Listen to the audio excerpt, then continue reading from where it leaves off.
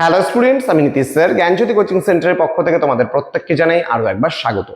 তো আজকে আমি আলোচনা করব এনবিইউ, যারা নর্থ বেঙ্গল ইউনিভার্সিটি আন্ডার বিভিন্ন কলেজগুলোতে মাল্টিডিসিপ্লিনারি কোর্স নিয়ে সেকেন্ড সেমিস্টারে পড়ছো, তাদের কিন্তু কম্পালসারি এবার রয়েছে এইসি বাংলা। তো তোমাদের আমি লক্ষণের শক্তিশাল বলে যে নাটকটি রয়েছে সেটা কিন্তু আমি অলরেডি বুঝিয়ে দিয়েছি। যারা এখনো দেখোনি, আমাদের চ্যানেলে গিয়ে সার্চ করো লক্ষণের শক্তিশাল, দেখবা তুমি পেয়ে যাবে নাটকটি এবং সেখান থেকে তোমরা দেখে নিতে পারো। এইসি বাংলা লিখে সার্চ করলেও কিন্তু সেকেন্ড সেমিস্টারে চলে আসবে।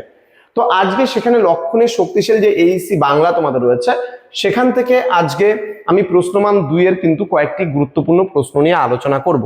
যারা এখনো আমাদের চ্যানেলটিকে সাবস্ক্রাইব করোনি তারা অবশ্যই চ্যানেলটিকে সাবস্ক্রাইব করে পাশে থাকা বেল আইকন অল প্রেস করে দাও, যাতে নেক্সট টাইম থেকে কোনো ভিডিও আপলোড করলে তার নোটিফিকেশনটা তুমি সবার আগে পেতে পারো। এছাড়া যারা ভাবছো যে অনলাইনে আমাদের ক্লাস জয়েন করবে, আমাদের থেকে নোটস নেবে, তারা অবশ্যই যোগাযোগ করবে আমাদের অফিসিয়াল নাম্বার 7076398606 নাম্বারে অথবা 6295916282 নাম্বারে। তোমাদের টোটাল কোর্স ফি রয়েছে তোমাদেরই সাধ্যের মধ্যে। যারা মেজর কোর্সে রয়েছে তাদের জন্য 1199, যারা মাল্টিডিসিপ্লিনারি কোর্সে রয়েছে অল সাবজেক্টের জন্য 699 পুরো সেমিস্টারের কোর্স ফি। তো দেরি না করে আমাদের অফিসিয়াল নাম্বারে আজই যোগাযোগ করো এবং যুক্ত হয়ে যাও আমাদের অনলাইন ক্লাসে।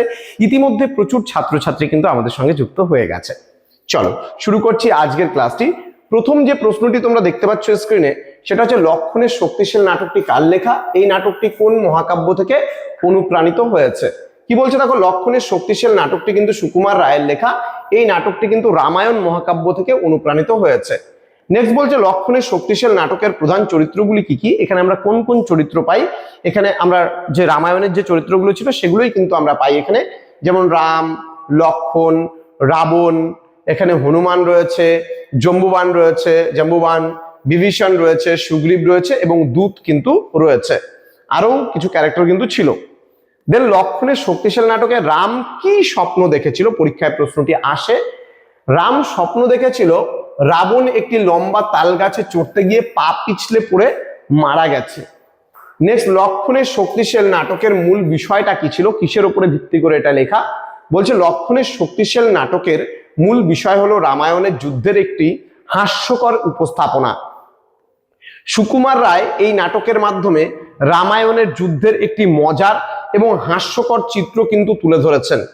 ঠিক আছে, চলে আসবো আমরা পরবর্তী প্রশ্নে।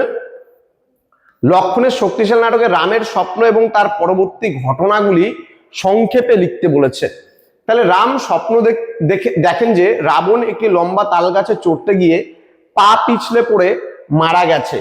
তিনি হনুমানকে নির্দেশ দেন রাবণকে সমুদ্রে ফেলে দিতে, কিন্তু হনুমান ফিরে এসে জানায় রাবণ এমনিতেই মারা গেছে। এর পরবর্তী ঘটনা কি বলছে, এর কিছুক্ষণ পরেই দূত এসে খবর দেয় যে রাবণ সৈন্য নিয়ে আসছে এবং রাম বুঝতে পারে যে তার এই স্বপ্নটা মিথ্যা ছিল। পরবর্তী প্রশ্ন, লক্ষণের শক্তিশাল নাটকে হনুমানের ভূমিকা আলোচনা করো। নাটকে হনুমানকে বুদ্ধিমান এবং শক্তিশালী হিসাবে দেখানো হয়েছে। তিনি রাবণকে সমুদ্রে ফেলে দেওয়ার পরামর্শ দেন, কিন্তু পরে জাম্বুবানের দোষারোপের কারণে তাকে কিছুটা বিচলিত মনে হয়। হনুমান কিন্তু রামের প্রতি অনুগত এবং সর্বদা তার সেবা করতে কিন্তু প্রস্তুত। তো পরবর্তী প্রশ্নগুলো আলোচনা করার পূর্বে তোমাদেরকে বলে রাখি, এটার উপরে কিন্তু আমাদের একটা বই তৈরি হচ্ছে, এখনো তৈরি হয়নি, একটু সময় সাপেক্ষ ব্যাপার রয়েছে, যেহেতু গ্রামারও রয়েছে তোমাদের এখানে এবং টেক্সচুয়ালও রয়েছে, সেহেতু এটা সময় করতে একটু রেডি করতে একটু সময় সাপেক্ষ ব্যাপার রয়েছে, দেরি হবে। কিন্তু তোমরা যদি আমাদেরই এই বইয়ের যে তৈরি করার যে নোটস গুলো রয়েছে সেগুলো যদি পেতে চাও আমাদের সঙ্গে কন্ট্যাক্ট করবে।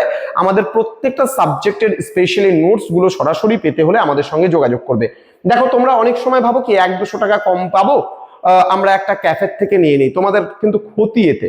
কেন ক্ষতি আমি বলছি, ক্যাফের দোকানদার কিন্তু জানে না সাজেশনস কি হবে, সেই জাস্ট খালি নর্মাল ক্যাফে খুলে বসে গেছে, তার কিন্তু অভিজ্ঞতা নেই, খুব একটা বেশি অভিজ্ঞতা নেই।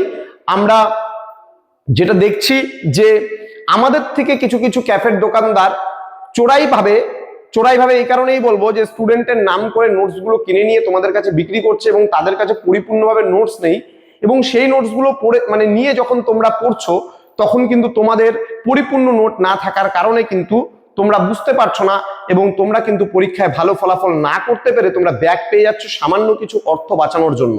সুতরাং সরাসরি একটা কোচিং সেন্টারে অ্যাডমিশন নিলে তাদের কাছ থেকে যে গাইডেন্সটা সেটা তোমরা সরাসরি পাবে এবং আমরা পুরোপুরি সাজেশন ওয়াইজ 100% কমন নোটস গুলো তোমাদেরকে প্রোভাইড করব এবং তোমরা যেগুলো পড়ে খুব ভালো পরীক্ষায় রেজাল্ট করতে পারবে। তো সুতরাং সরাসরি যোগাযোগ করো আমাদের অফিসিয়াল নাম্বার 6295916282 নাম্বারে। ঠিক আছে, এই নাম্বারটায় যোগাযোগ করতে পারো, অথবা আরেকটা নাম্বার রয়েছে 7076398606 নাম্বারে।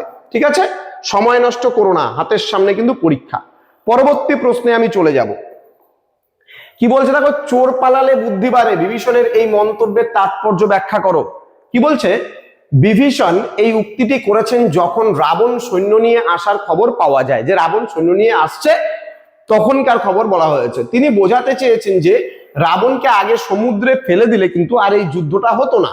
সমস্যা ঘটার পরে মানুষ তার সমাধান খোঁজে, কিন্তু আগে থেকে যদি সাবধান হওয়া যায় তাহলে সেই সমস্যা এড়ানো যায়। তাই বলছে চোর পালালে বুদ্ধি বাড়ে।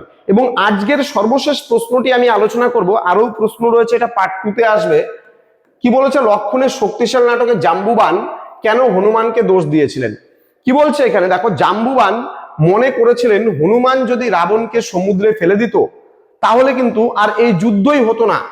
হনুমানের কাজের ফলেই রাবণ কিন্তু আবার সৈন্য নিয়ে যুদ্ধ করতে আসছে, তাই জাম্বুবান কিন্তু হনুমানকে দোষ দিয়েছিল। তো এই ছিল আজকের ক্লাস, যেখানে আমরা মোস্ট ইম্পর্টেন্ট তোমাদের পাঠ্য বইয়ের যে সেকেন্ড সেমিস্টার মাল্টিডিসিপ্লিনারি কোর্সে যারা পড়ছো তাদের এইসি বাংলা কম্পালসারি এবার রয়েছে। তো সেখান থেকে গুরুত্বপূর্ণ প্রশ্নগুলো নিয়ে আলোচনা করা হলো। তোমরা যারা ভাবছো আমাদের সঙ্গে যুক্ত হবে, সময় নষ্ট করো না, এদিক ওদিক ধ্যান না দিয়ে সরাসরি আমাদেরকে যোগাযোগ করো, আমাদেরকে ফোন করো এবং আমাদের সমস্ত নোটসপত্র তোমরা নিয়ে নাও। দেখা হচ্ছে খুব তাড়াতাড়ি আরো একটা নতুন ক্লাস নিয়ে তোমাদের সঙ্গে। তোমরা প্রত্যেকেই ভালো থেকো, সুস্থ থেকো। Thank you so much, thanks for watching after all, thank you.